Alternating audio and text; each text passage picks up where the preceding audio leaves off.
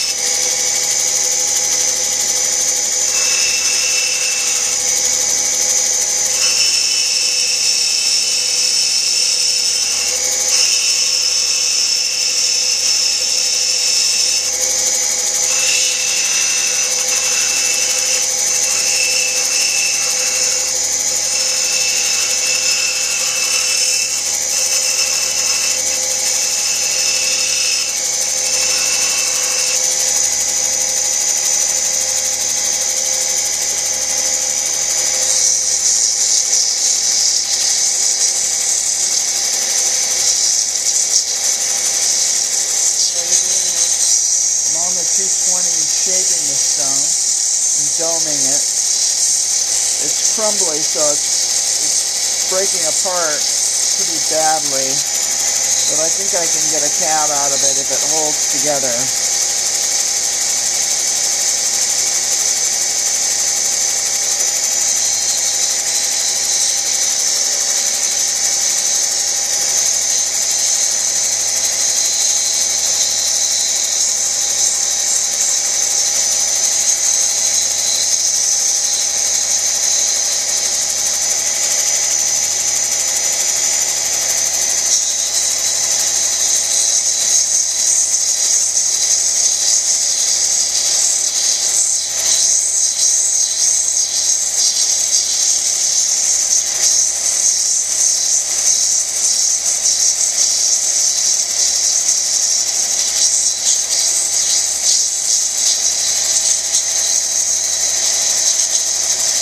Making the stone even all the way around so it has an even girdle.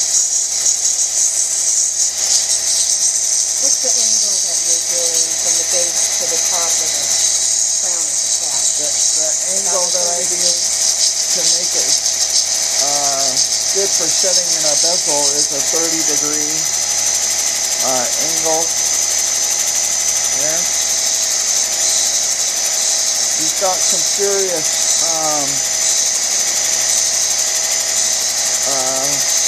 crumbliness going on, so I have to be aware of that and try to minimize that as much as possible. You want to keep the stone fairly thick because of that, so that it has structural strength. It doesn't just break apart if you try to set it.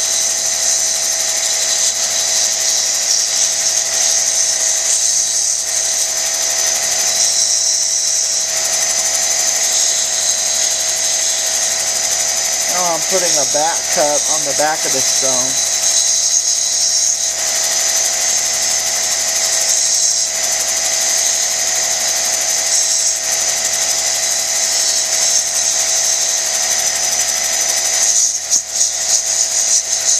Working on the dome, just evening it out. Gonna move to the 280 grit soft wheel.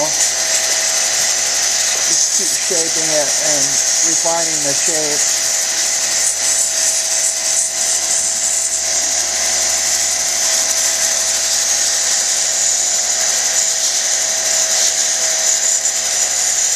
working on the edges because that's where a lot of the scratches are most stubborn. So I make sure I get the edges taken down really evenly all the way around.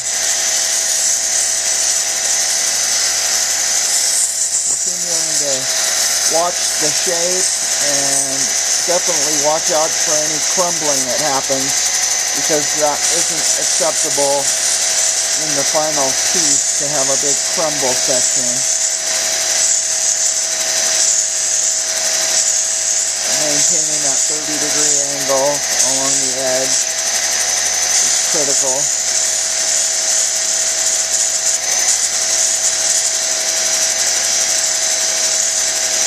Well, and we're working on a small machine because this stone is less than a 5 on the Mohs scale of hardness, and so we want to work intimately with the stone, hand hold it, work on the small machine, get really up close and personal with it, because this is truly a fragile stone at that hardness.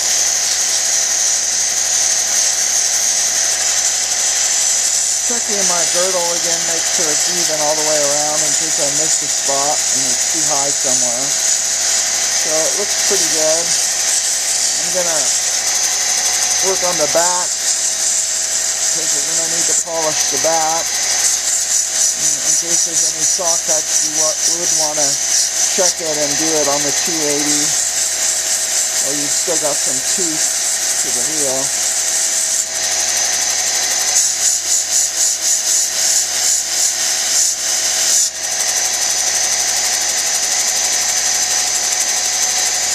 Beautiful. Moving on to the 600 grit.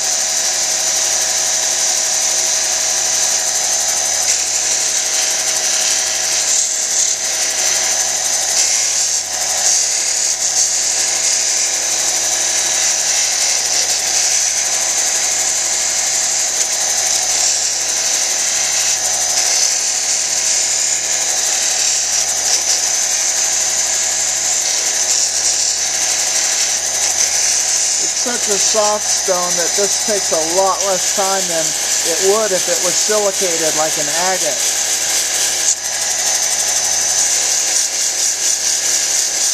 So this is a fast stone to work on.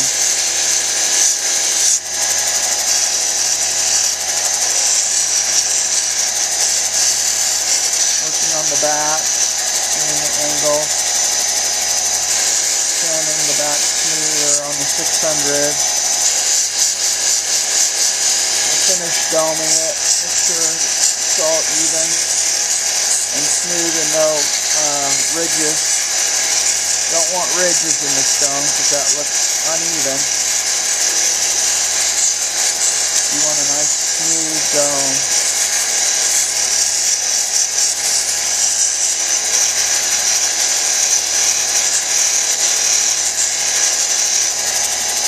Move to the 1200 now. It should be finished in just a minute.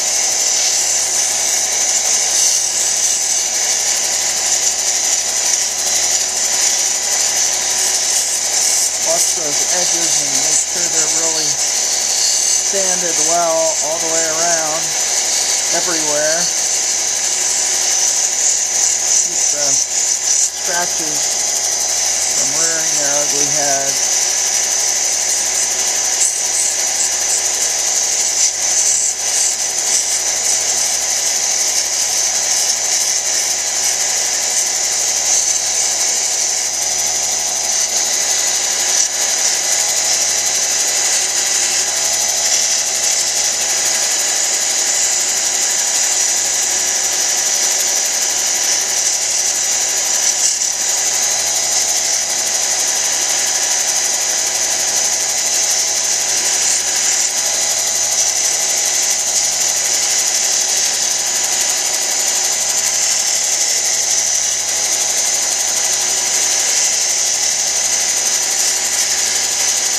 Almost done now. Need another moment or two to sand the back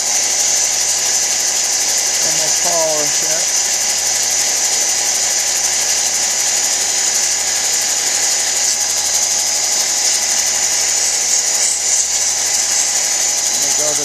grit now. This is the last standing wheel.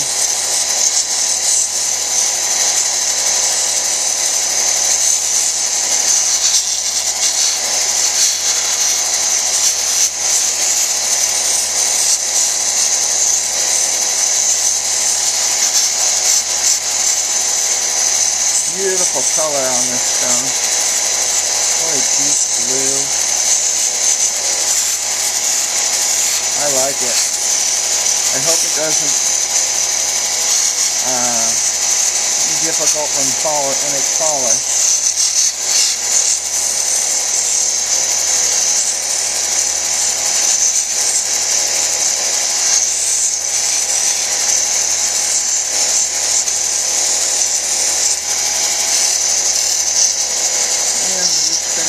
Edges, buzz the bat, and it'll be done.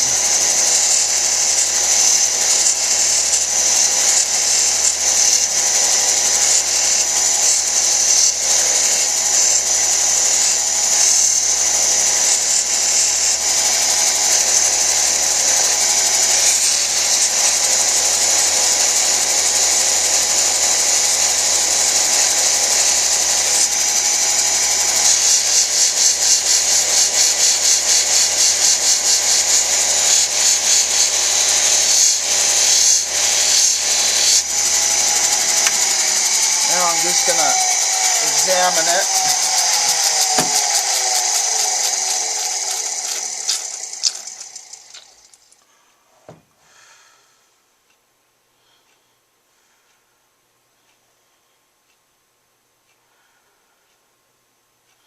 And polish it. You're using Zam? This is Zam on a buff. And Zam works really well with soft stones. Usually. Yeah. Unless it's really porous, and then it makes it worse.